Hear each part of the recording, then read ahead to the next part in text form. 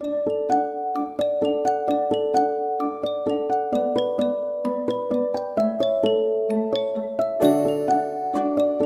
Lord. நாள் 81 March 22க்கான வேத பகுதி 1 சாமுவேல் அதிகாரம் 29 முதல் 31 வரை.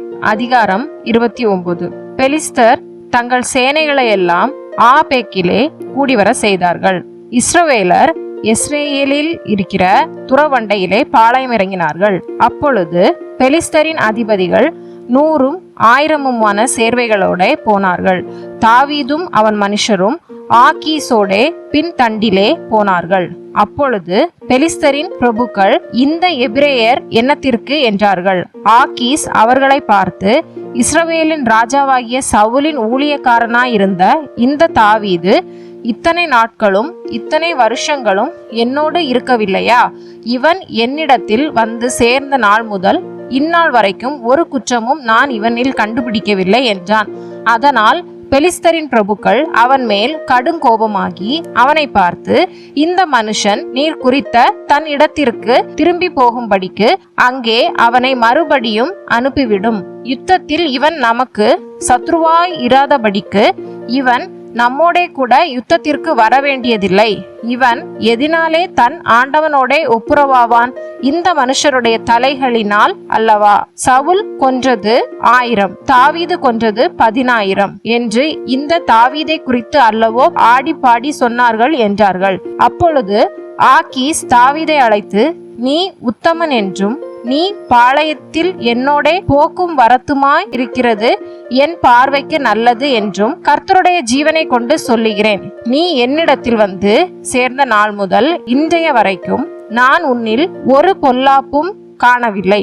ஆகிலும் பிரபுக்களின் பார்வைக்கு நீ பிரியமானவன் அல்ல.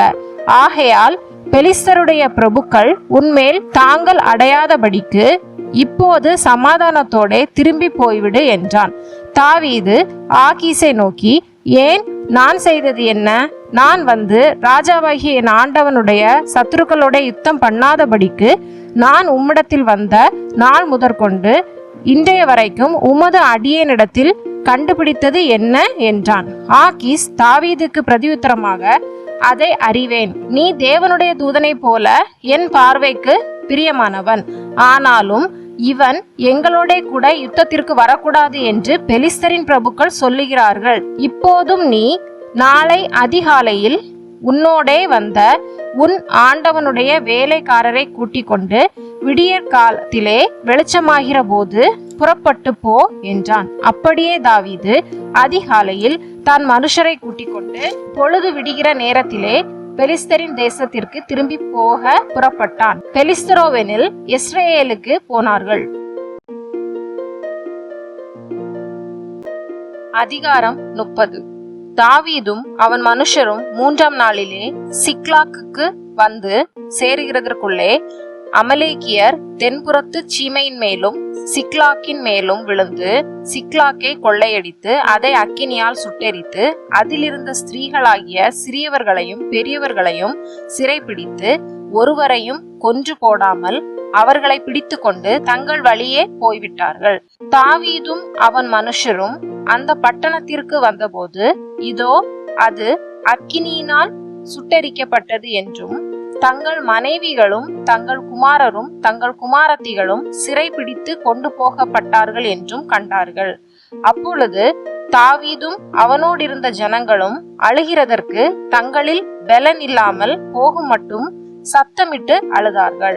தாவீதின் 2 மனைவிகளாகிய இஸ்ரேல் ஊராளான அகினோவாமும் கர்மேல் ஊராளான நாபாலின் மனைவியாயிருந்த அபிகாயிலும் சிறைப்பிடித்து கொண்டு போகப்பட்டார்கள். தாவீது மிகவும் நெருக்கப்பட்டான். சகல ஜனங்களும் தங்கள் குமாரர் குமாரத்திகளின் நிமித்தம் மனக்லேசமானதினால் அவனை கல்லறிய வேண்டும் என்று சொல்லிக் கொண்டார்கள். தாவீது தன் தேவனாகிய கர்த்தருக்குள்ளே தன்னை திடப்படுத்தி கொண்டான். தாவீது அஹிமெலேக்கின் குமாரனாகிய அபியத்தார் என்னும் ஆசாரியனை நோக்கி, ஏபோத்தை என்னிடத்தில் கொண்டு வா என்றான். அபியத்தார் ஏபோத்தை தாவீதினிடத்தில் கொண்டு வந்தான். தாவீது கர்த்தரை நோக்கி, நான் அந்த தண்டை பின்தொடர வேண்டுமா? அதை பிடிப்பேனா? என்று கேட்டான். அதற்கு அவர், அதை பின்தொடர், அதை நீ பிடித்து சகலத்தையும் திருப்பிக் கொள்வாய் என்றார். அப்பொழுது தாவீதும் அவனோடிருந்த 600 பேரும் போனார்கள். அவர்கள் பேசோர் ஆற்றண்டைக்கு வந்தபோது அங்கே சிலர் நின்று போனார்கள். தாவீதோ 400 பேரோடும் கூட தொடர்ந்து போனான். 200 பேர் உடாய்த்து போனபடியினால் பேசோர் ஆற்றை கடக்க மாட்டாமல் நின்று போனார்கள்.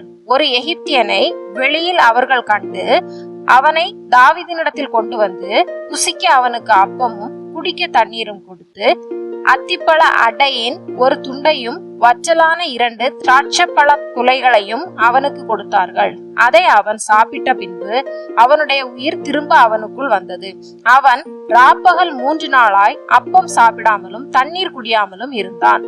தாவீது அவனை நோக்கி, நீ யாருடையவன், நீ எவ்விடத்தான் என்று கேட்டதற்கு அவன், நான் ஒரு அமலேக்கியனுடைய வேலைக்காரனாகிய எகிப்து தேசத்து பிள்ளையாண்டான். 3 நாளைக்கு முன் நான் வியாதிப்பட்ட போது என் எஜமான் என்னை கைவிட்டான். நாங்கள் கிரேத்தியருடைய தென்புறத்தின் மேலும் யூதாவுக்கடுத்த எல்லையின் மேலும் காலேபுடைய தென்புறத்தின் மேலும் படையெடுத்து போய் சிக்லாக்கை அக்கினியினால் சுட்டரித்து போட்டோம் என்றான். தாவீது அவனை நோக்கி, நீ என்னை அந்த தண்டினிடத்துக்கு கொண்டு போவாயா என்று கேட்டதற்கு அவன், நீர் என்னை கொன்று போடுவதும் இல்லை, என்னை என் எஜமான் கையில் ஒப்பு கொடுப்பதும் இல்லை என்று தேவன் மேல் ஆணையிடுவீரானால் உண்மை அந்த தண்டினிடத்துக்கு கூட்டிக் கொண்டு போவேன் என்றான். இவன் அவனை கொண்டு போய்விட்ட போது இதோ அவர்கள் வெளியெங்கும் பரவி புசித்து குடித்து தாங்கள் பெலிஸ்தர் தேசத்திலும் யூதா தேசத்திலும் கொள்ளையடித்து வந்த மகா பெரிதான அந்த எல்லா கொள்ளைக்காகவும் ஆடி பாடி கொண்டிருந்தார்கள். அவர்களை தாவீது அன்று சாயங்காலம் தொடங்கி மறுநாள் சாயங்காலம் மட்டும் முறிய அடித்தான். ஒட்டகங்கள் மேல் ஏறி ஓடி போன 400 வாலிபர் தவிர அவர்களில் வேறு ஒருவரும் தப்பவில்லை. அமலேக்கியர் பிடித்து கொண்டு போன எல்லாவற்றையும் தன்னுடைய 2 மனைவிகளையும் தாவீது விடுவித்தான். அவர்கள் கொள்ளையாடி கொண்டு போன எல்லாவற்றிலும் சிறியதிலும் பெரியதிலும் குமாரரிலும் குமாரத்திகளிலும் ஒன்றும் குறைபடாமல் எல்லாவற்றையும் தாவீது திருப்பிக் கொண்டான். எல்லா ஆடு மாடுகளையும் தாவீது பிடித்து கொண்டான். அவைகளை தங்கள் மிருக ஜீவன்களுக்கு முன்னாலே ஓட்டி, இது தாவீதின் கொள்ளை என்றார்கள். விடாய்த்து போனதினாலே தாவீதுக்கு பின் செல்லாமல் பேசோர் ஆற்றண்டையிலே தங்கியிருந்த 200 பேரிடத்துக்கு தாவீது வருகிற போது இவர்கள் தாவீதுக்கும் அவனோடிருந்த ஜனத்திற்கும் எதிர்கொண்டு வந்தார்கள்.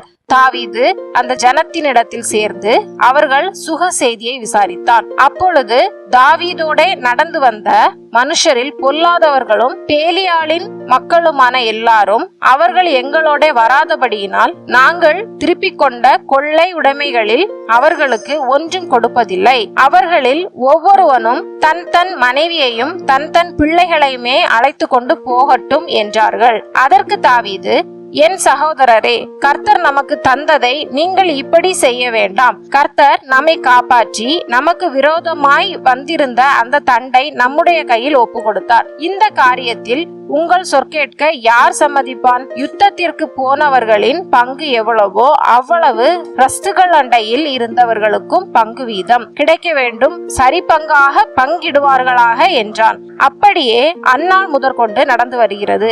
அதை இஸ்ரவேலிலே இந்நாள் வரைக்கும் இருக்கும் கட்டளையும் பிரமாணமுமாக ஏற்படுத்தினான். தாவீது சிக்லாக்குக்கு வந்தபோது அவன் கொள்ளையாடினவைகளிலே தன் சிநேகிதராகிய யூதாவின் மூப்பருக்கு சிலவற்றை அனுப்பி, இதோ கர்த்தருடைய சத்துருக்களின் கொள்ளையில் உங்களுக்கு உண்டாயிருக்கும் ஆசீர்வாத பாகம் என்று சொல்ல சொன்னான். யார் யாருக்கு அனுப்பினான் என்றால், பெத்தேலில் இருக்கிறவர்களுக்கும் தெற்கான ராமூத்தில் இருக்கிறவர்களுக்கும் யாத்தீரில் இருக்கிறவர்களுக்கும் ஆரோவேரில் இருக்கிறவர்களுக்கும் சிப்மோத்தில் இருக்கிறவர்களுக்கும் எஸ்தேமோகாவில் இருக்கிறவர்களுக்கும் ராக்காலில் இருக்கிறவர்களுக்கும் எராமியேலியரின் பட்டணங்களில் இருக்கிறவர்களுக்கும் கேனியரின் பட்டணங்களில் இருக்கிறவர்களுக்கும் ஒர்மாவில் இருக்கிறவர்களுக்கும் கொராசானில் இருக்கிறவர்களுக்கும் ஆச்சாகில் இருக்கிறவர்களுக்கும் எப்ரோனில் இருக்கிறவர்களுக்கும் தாவீதும் அவன் மனுஷரும் நடமாடின எல்லா இடங்களில் இருக்கிறவர்களுக்கும் அனுப்பினான். அதிகாரம் 31. பெலிஸ்தர் இஸ்ரவேலரோட யுத்தம் பண்ணினார்கள்.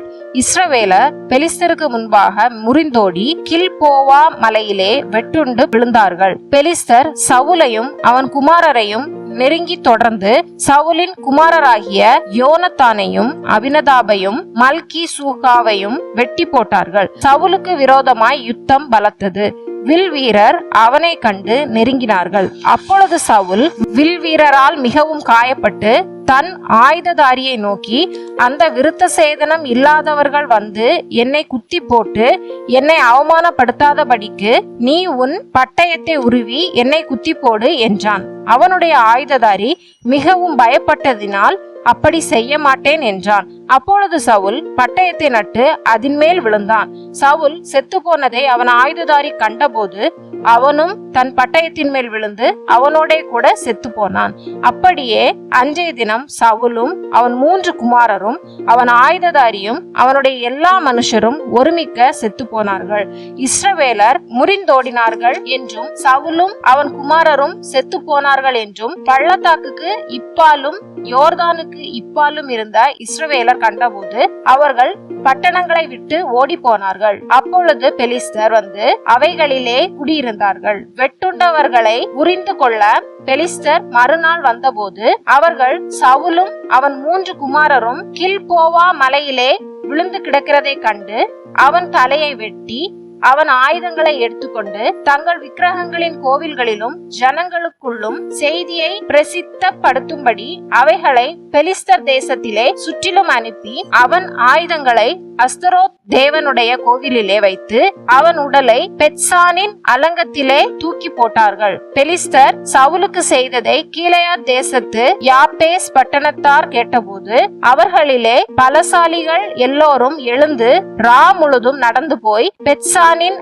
அலங்கத்தில் இருந்த சவுலின் உடலையும் அவன் குமாரரின் உடல்களையும் எடுத்து யாபேசுக்கு கொண்டு வந்து அவைகளை அங்கே தகனம் பண்ணி அவர்களுடைய எலும்புகளை எடுத்து யாபேசில் இருக்கிற தோப்பிலே அடக்கம் பண்ணி 7 நாள் உபவாசம் பண்ணினார்கள். இன்றைய நாளுக்கான வேத பகுதி வாசித்து முடிந்தாயிற்று. தேவனுக்கே மகிமை உண்டாவதாக. ஆமென். இன்றைய நாளுக்கான வேத பகுதியிலிருந்து ஒரு கேள்வி. தாவீது யாருக்குள்ளே தன்னை திடப்படுத்தி கொண்டான்? இன்றைய நாளுக்கான வாக்குத்தத்தம் ஆதியாகமம் 26:3 நான் உன்னோடே கூட இருந்து உன்னை ஆசீர்வதிப்பேன். இந்த வாக்குத்தத்தத்தின்படி தேவன் நம்மை ஆசீர்வதிப்பார். ஆமென்.